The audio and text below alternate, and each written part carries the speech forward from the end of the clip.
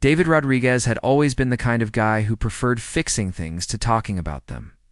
At 32, he spent his days working on satellite equipment at the local communication center, making sure people could watch their favorite shows and make phone calls without any trouble. His life was simple and predictable, just the way he liked it. Every morning, David would wake up at 6:30, make his coffee, and head to work in his old blue pickup truck. His neighbors knew him as the quiet guy who kept his lawn neat and always waved hello. Nothing exciting ever happened in his small town of Millbrook, and that was perfectly fine with him. Everything changed on a Tuesday night in October. David was grilling chicken in his backyard when he saw shooting stars streaking across the sky. At first, he thought it was pretty cool. He'd never seen so many meteors at once. The bright lights danced across the darkness, leaving glowing trails that seemed to hang in the air longer than they should have. Then something strange happened. One of the lights wasn't moving like the others. Instead of shooting across the sky, it seemed to be getting bigger and brighter, like it was coming straight down. David watched in amazement as the light landed somewhere behind his tool shed with a soft thud that made his chickens cluck nervously, being curious by nature. David grabbed his flashlight and walked toward the back of his yard. Behind the shed, half buried in the soft dirt of his vegetable garden, was something that definitely wasn't from around here. It looked like a crystal, but not any crystal he'd ever seen. The thing was about the size of a baseball, perfectly smooth, and it seemed to glow from the inside with a warm, pulsing light. David knelt down and carefully dug it out of the dirt. The moment his fingers touched the surface, the crystal felt warm, almost alive. It was heavier than it looked, and when he held it up to his flashlight, patterns seemed to move inside it like smoke trapped in glass. He'd never seen anything like it in his life. Back in his kitchen, David placed the crystal on his dining table and stared at it for a long time. The logical part of his brain told him it was probably just some kind of meteorite, maybe with unusual minerals that made it glow. But deep down, he knew this was something different, something that didn't belong on Earth. Over the next few days, strange things started happening. David found himself having the most vivid dreams he'd ever experienced. In these dreams, he was walking through cities made of light, talking to people who didn't look quite human, and flying through space without a ship. The dreams felt so real that he would wake up expecting to be somewhere else. During the day, he started hearing whispers. Not scary whispers, but gentle voices speaking in languages he couldn't understand. Sometimes the voices seemed to be coming from the crystal, which now sat on his bedside table. The glow had gotten brighter, and sometimes David swore he could see shapes moving inside it. His friends at work started asking if he was feeling okay. David realized he'd been distracted, forgetting to finish repairs and staring off into space during lunch breaks. He couldn't explain what was happening to him without sounding crazy, so he just said he'd been having trouble sleeping. On the 7th night after finding the crystal, David was sitting in his living room watching television when the crystal began to pulse faster. The warm light grew brighter and brighter until it filled the entire room. Oh. Then, suddenly, the light formed shapes in the air above the crystal. David rubbed his eyes, thinking he was seeing things, but the shapes remained. The lights arranged themselves into what looked like letters, but not any alphabet David recognized. Slowly, the strange symbols began to change, shifting and rearranging until they formed words in perfect English that hung in the air like glowing smoke. "Greetings, David Rodriguez of Earth," the words said. "You have been chosen to witness the sacred union of souls across the stars. Your presence is requested at the celebration that will unite two worlds in peace and harmony. This is a great honor bestowed upon you as a bridge between realms." David's heart was pounding so hard he could hear it in his ears. He looked around his living room, half expecting to see cameras, and realized this was all some elaborate prank. But everything looked normal, except for the glowing words. Floating above his coffee table, the message continued. "If you accept this invitation, touch the crystal at the stroke of midnight on this night. You will be returned safely to your world when the celebrations are complete. The choice is yours, but know that your decision will echo across the cosmos." The words faded away leaving David alone with the quietly glowing crystal. He spent the next 2 hours pacing around his house, trying to make sense of what had just happened. Part of him wondered if he was having some kind of breakdown. Maybe the stress of work in his quiet life had finally gotten to him, but another part of him, the part that had always wondered what was out there among the stars, was excited. What if this was real? What if there really were other worlds, other people, and somehow he'd been chosen to see them? The invitation had mentioned a wedding, a celebration of peace between worlds. It sounded beautiful and impossible at the same time. As 11:30 approached, David found himself standing in his living room, staring at the crystal. His hands were shaking slightly as he thought about what he was considering. If he touched that crystal, his life would never be the same. He might be making the biggest mistake of his life, or he might be about to experience something amazing. Clock on his wall ticked closer to midnight. David thought about his quiet, predictable life. He thought about all the nights he'd spent looking up at the stars and wondering if anyone was looking back. He thought about the dreams that had felt more real than his waking hours. When the clock struck 12, David took a deep breath and reached out his hand toward the crystal. The moment his fingers made contact, the world exploded into light, and David felt himself being pulled upward, away from everything he had ever known. The first thing David noticed wasn't what he saw, but what he felt.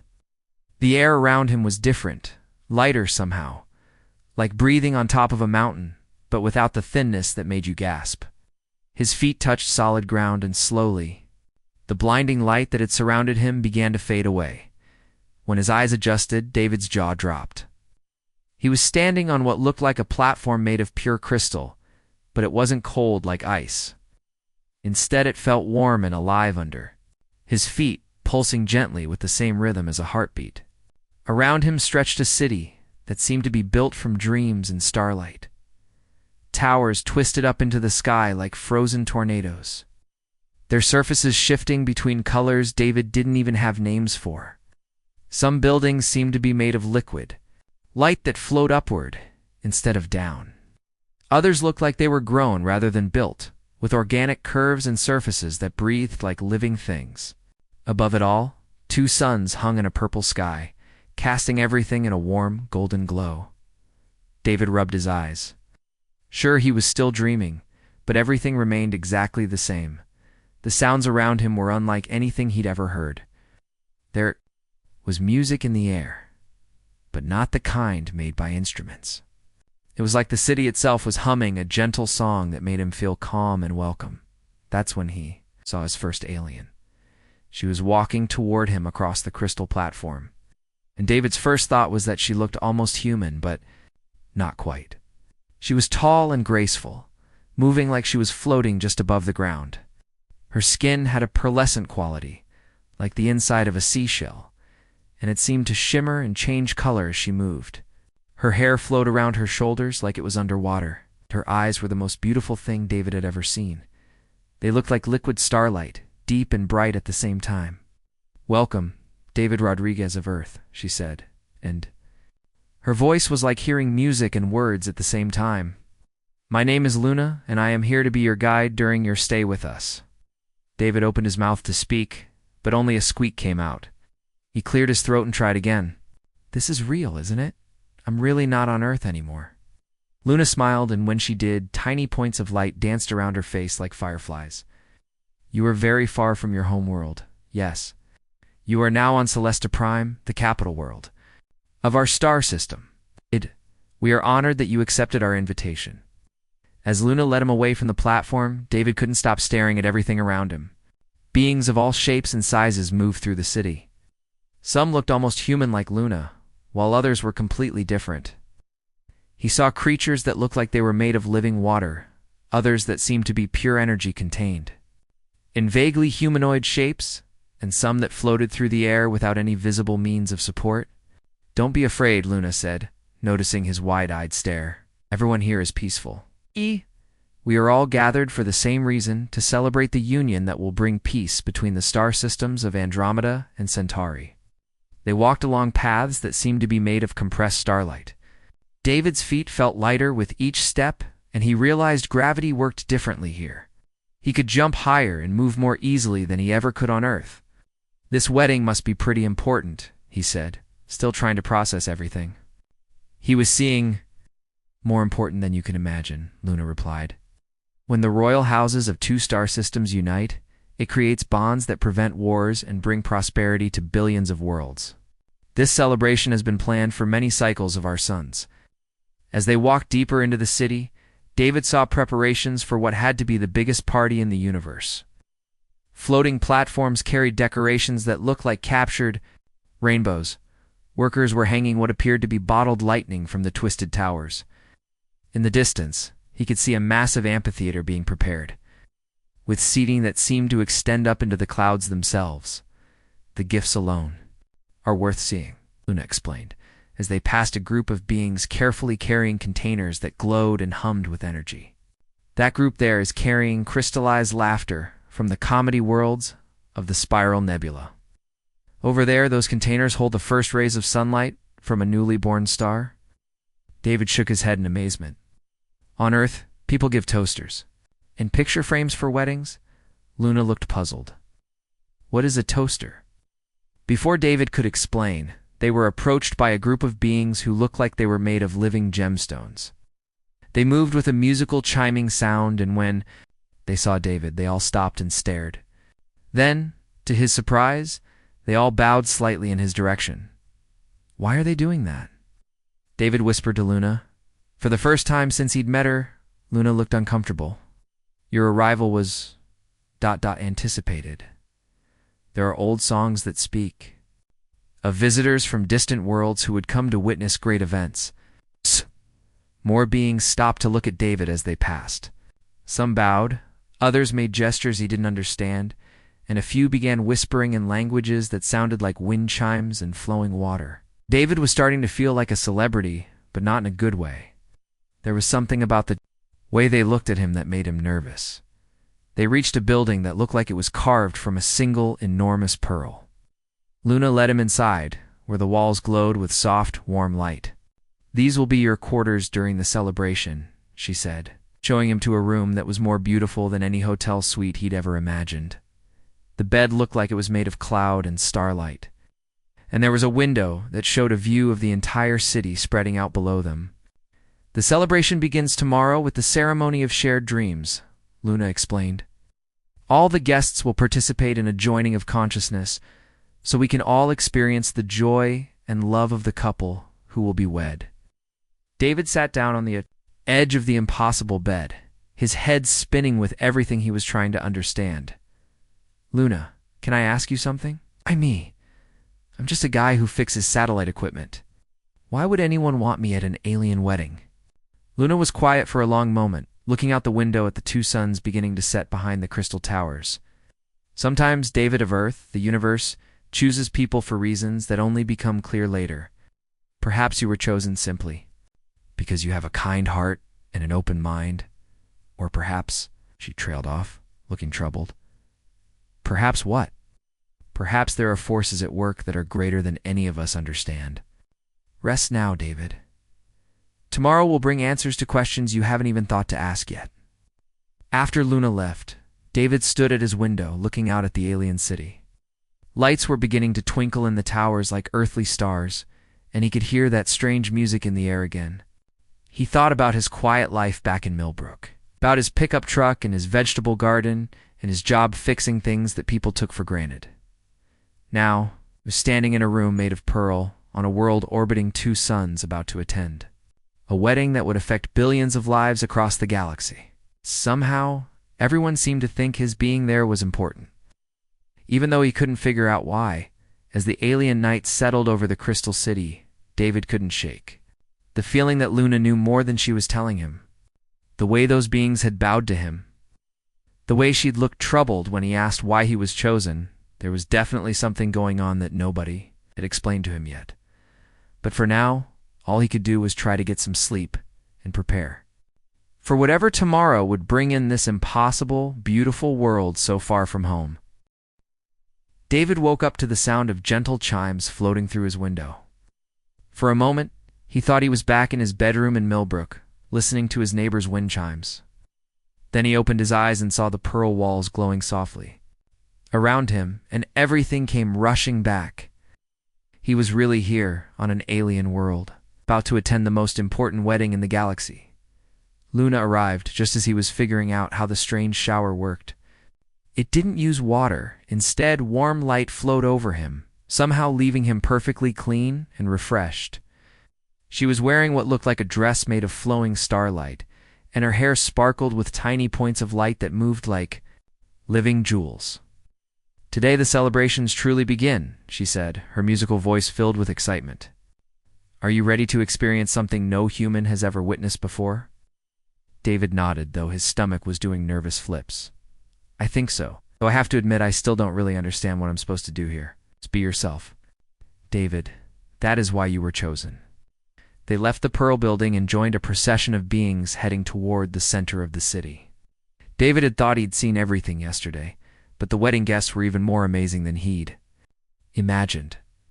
There were creatures that looked like walking trees with faces made of bark and leaves, beings that seemed to be made entirely of music that you could see as well as hear, and others that shifted between solid and gaseous forms as they moved. First ceremony took place in a vast circular amphitheater that seemed to be carved from a single massive crystal. Thousands of guests filled the seats, which rose up in spirals that disappeared into the clouds above. David found himself sitting in a place of honor near the front, which made him even more nervous about why he was getting special treatment. "This is the ceremony of shared dreams," Luna explained, as they took their seats. "All the guests will join their consciousness together, so we can experience the love and joy of the couple who will be wed. It will feel strange at first, but don't fight it.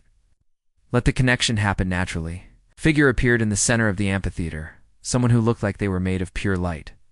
But David could somehow tell it was a person, not just energy. When they spoke, their voice resonated through the crystal walls and seemed to come from everywhere at once. "Welcome, beings of all worlds, to the celebration of unity.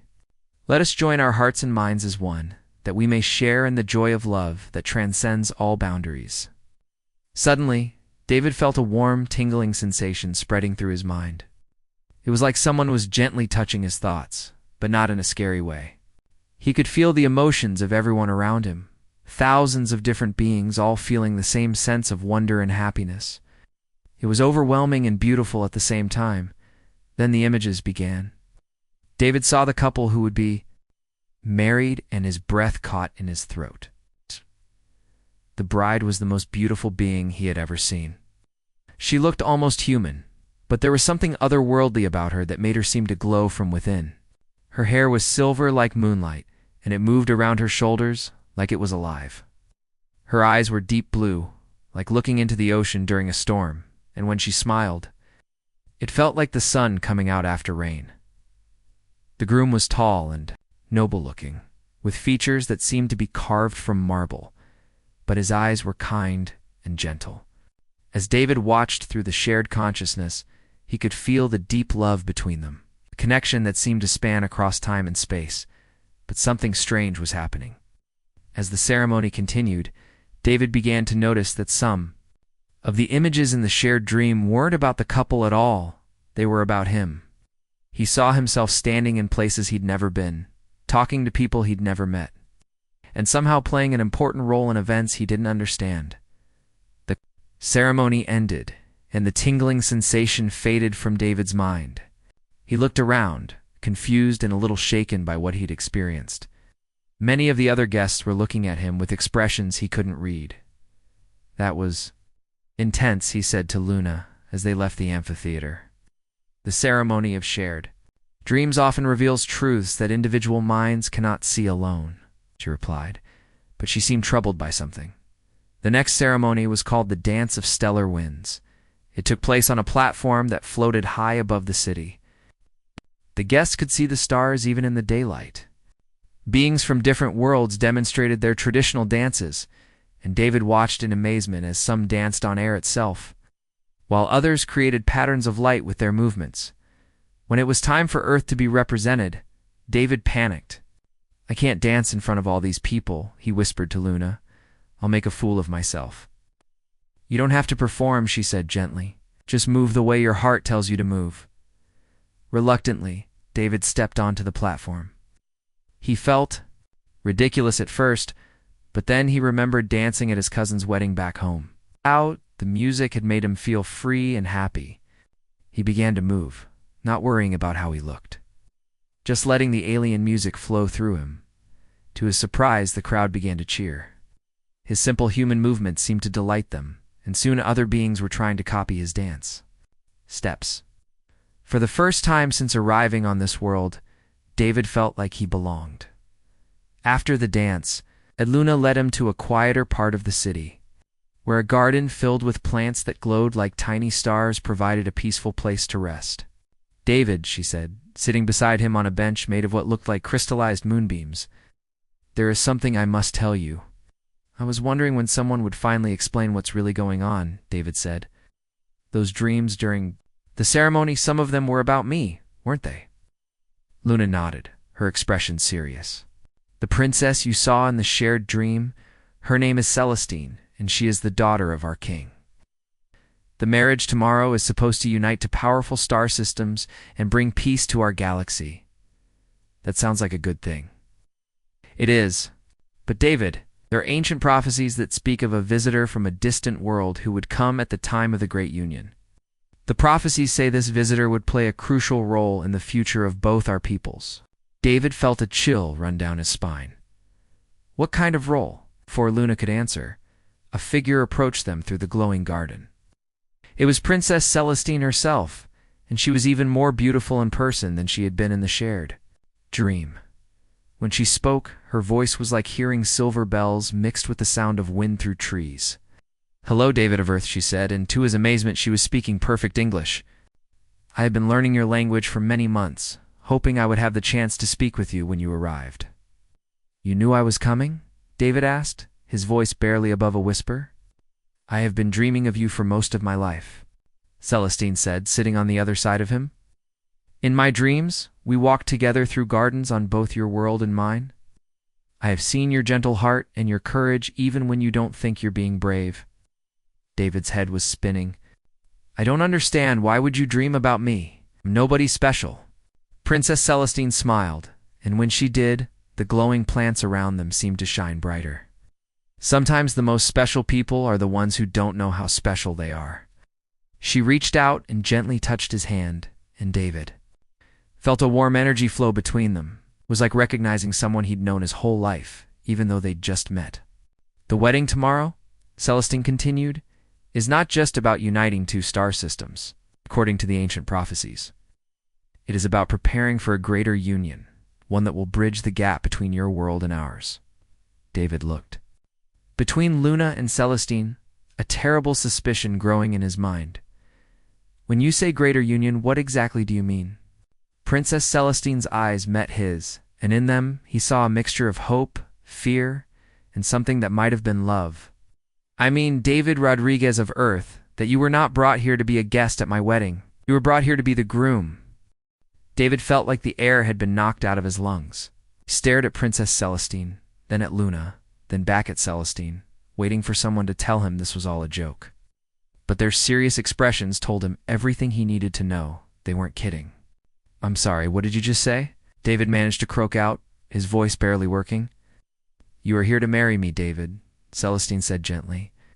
"The prophecies spoke of a man from Earth who would come to unite our worlds through love. That man is you." David stood up so quickly that he almost fell over. No, there's been a mistake. I'm just a regular guy who fixes satellites. I'm not some cosmic prince or chosen one or whatever. Can't marry an alien princess." Luna stood up too, her expression sympathetic but firm. "David, please sit down. Let us explain everything." "Explain what?"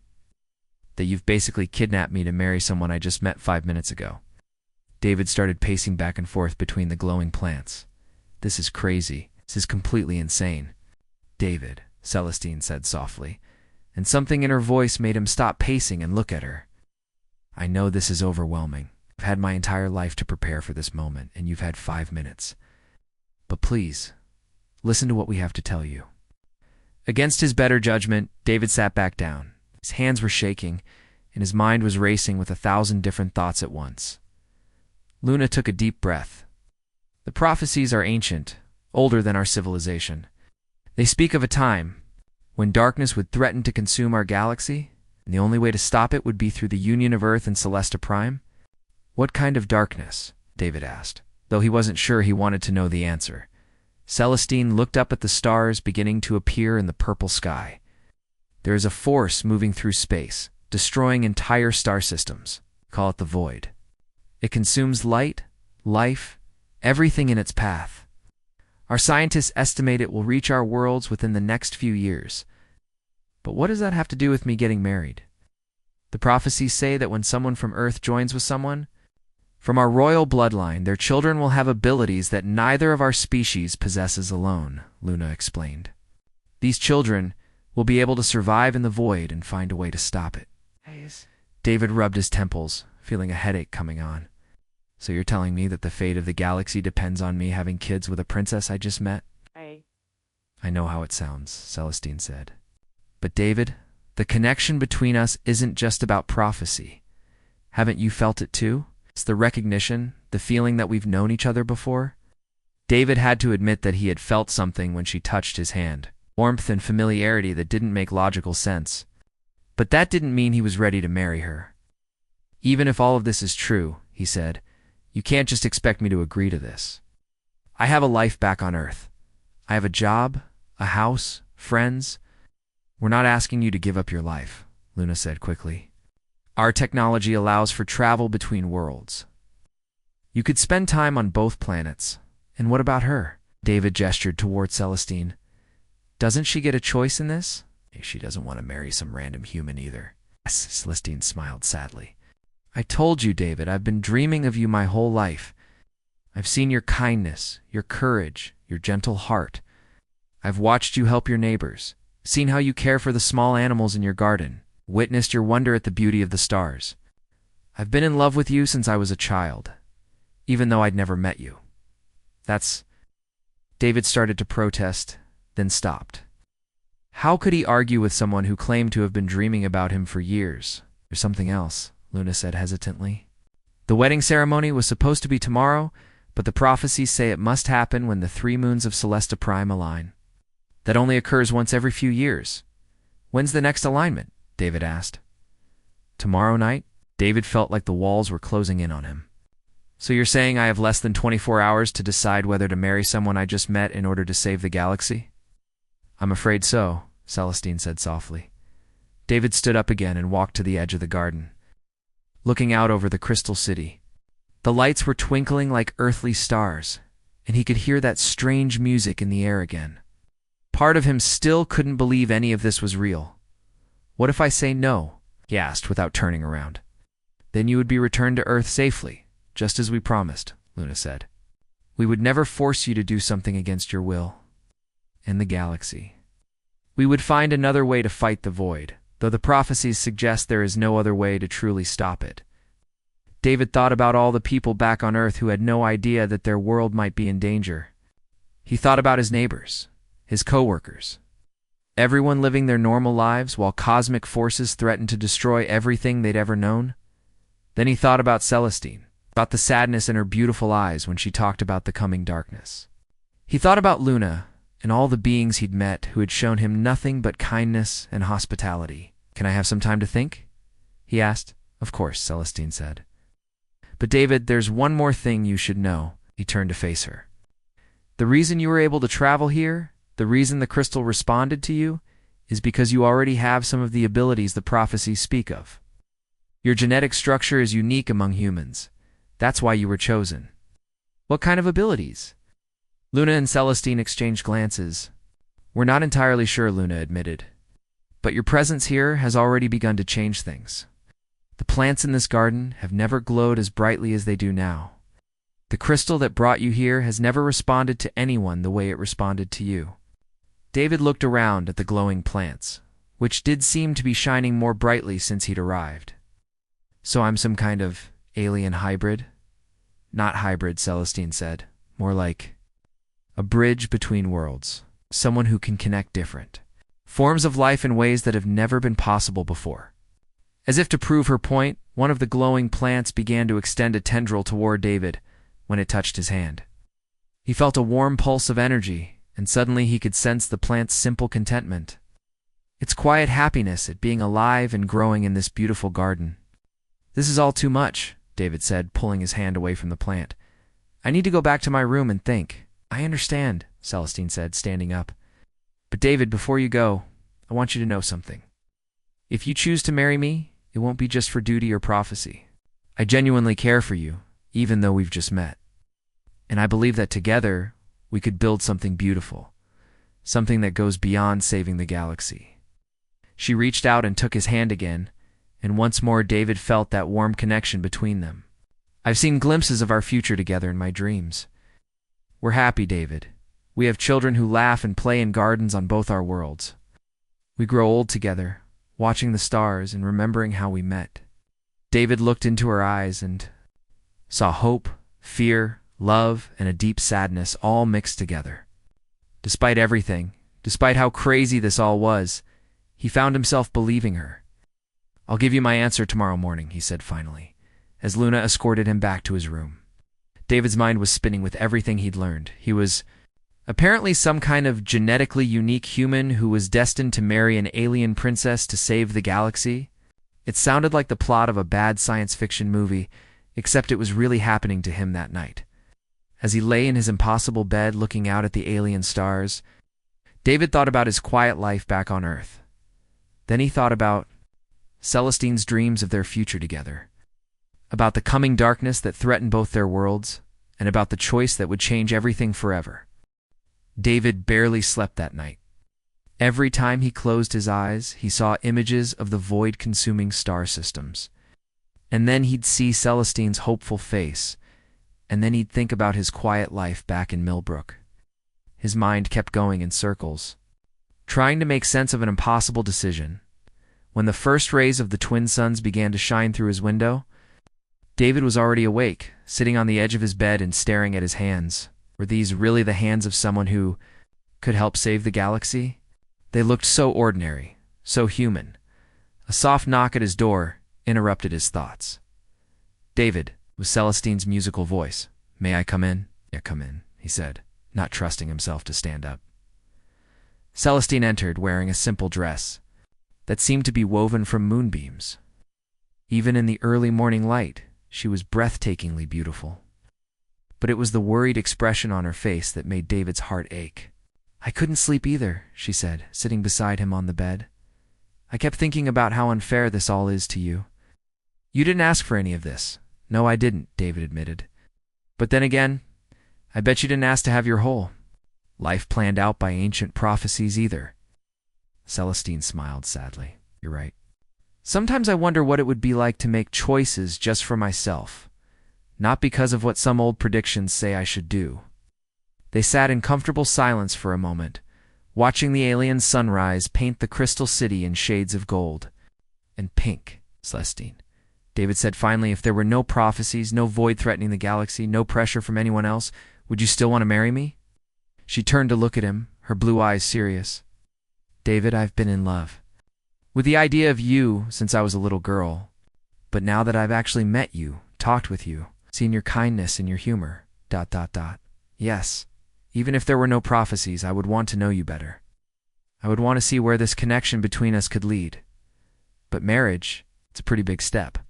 In our culture, marriage isn't just about romance, Celestine explained. It's about partnership, about two people choosing to face life's challenges together. The love part can grow over time if both people are willing to let it. David thought about his parents, who had been married for 35 years. They'd told him once that they'd fallen in love gradually, over months and years of sharing their lives together. And if I said yes, he asked, what would our life actually be like? Celestine's face brightened. We could split our time between both worlds. You could show me Earth. I'd love to see your vegetable garden and meet your neighbors. I could show you more of Celesta Prime. There are cities built underwater, forests where the trees sing, mountains made of crystal that store the memories of everyone who's ever climbed them. That sounds incredible, David said, and realized he meant it. And if we do have children, Celestine continued, her cheeks glowing slightly, they would be raised knowing both cultures. They'd be citizens of two worlds, bridges between different ways of life. Before David could respond, Luna appeared in the doorway. "Sorry to interrupt," she said, "but King Valdris wishes to speak with David before the ceremony." David's stomach dropped. "The king wants to see me." "Don't worry," Celestine said, squeezing his hand. "My father is wise and kind. He won't pressure you." An hour later, David found himself standing in the most magnificent throne room he could have imagined. The walls were made of living light that shifted and flowed like water, and the throne itself seemed to be carved from a single massive star sapphire. King Valdris was tall and imposing, but his eyes were gentle, and when he spoke, his voice was warm and fatherly.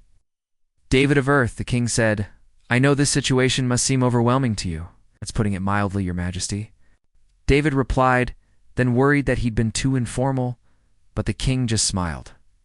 "Please, call me Valdris.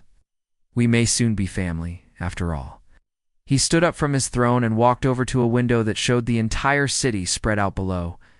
"Then, tell me, what do you think of our world?" "It's the most beautiful place I've ever seen," David said honestly. "But I have to ask, are you really okay with your daughter marrying some random human? I mean, I fix satellites for a living. Not exactly royal material." Valdris laughed, a sound like distant thunder mixed with music. "David, do you know what I did before I became king?" No, sir. I was a farmer. I grew crystal fruits in the outer provinces.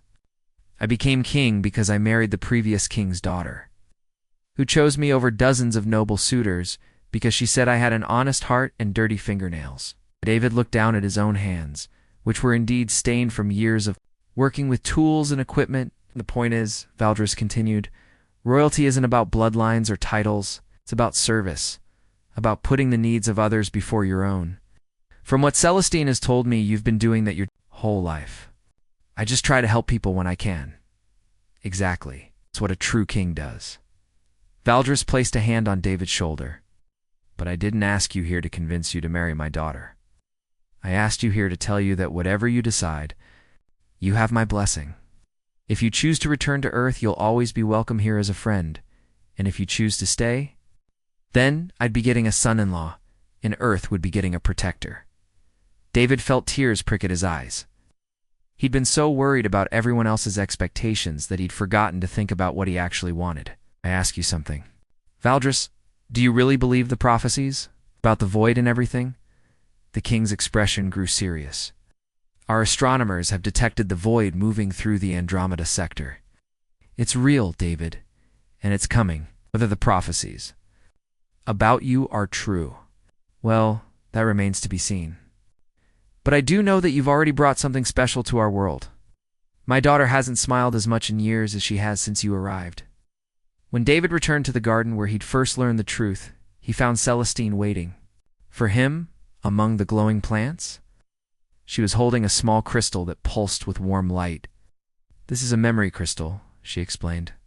"It contains some of my happiest dreams about our future together. I want you to have it, regardless of what you decide."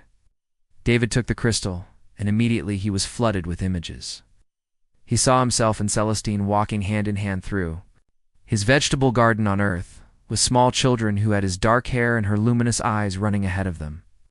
He saw them dancing at festivals on Celesta Prime, growing old together while watching sunsets from the crystal towers. But most importantly, he saw himself happy in a way he'd never been before. He's not just content or satisfied, but truly deeply happy. "Celestine," he said, his voice thick with emotion, "I have something to tell you." She looked at him with hopeful eyes. "I'm terrified," he admitted. "I'm scared of making the wrong choice, scared of not being good enough for you, scared of failing to live up to some cosmic destiny.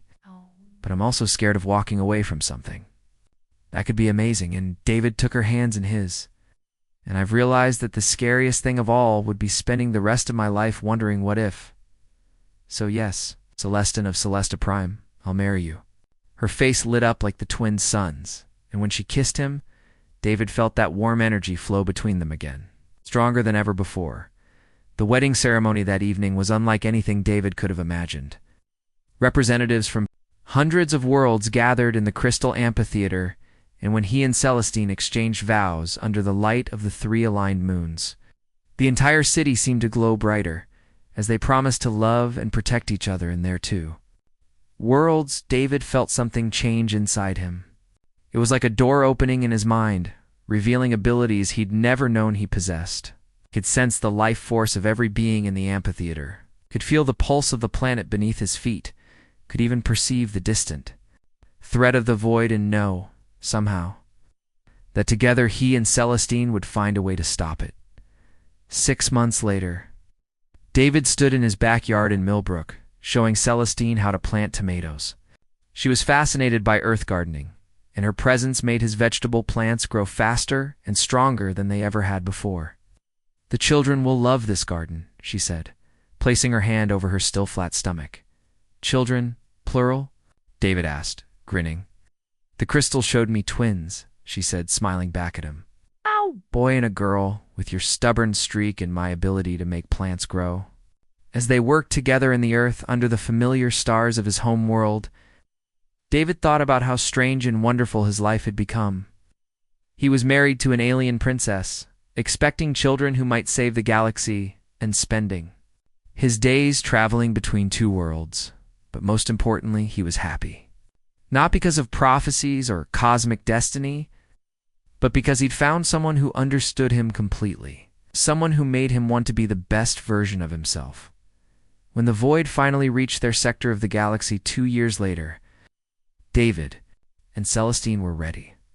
Their children, born with abilities that defied both human and Celestian science, were able to communicate with the Void itself, discovering that it wasn't a destructive force, but a lonely entity that had been consuming worlds in a desperate search for companionship. Together, they taught it how to create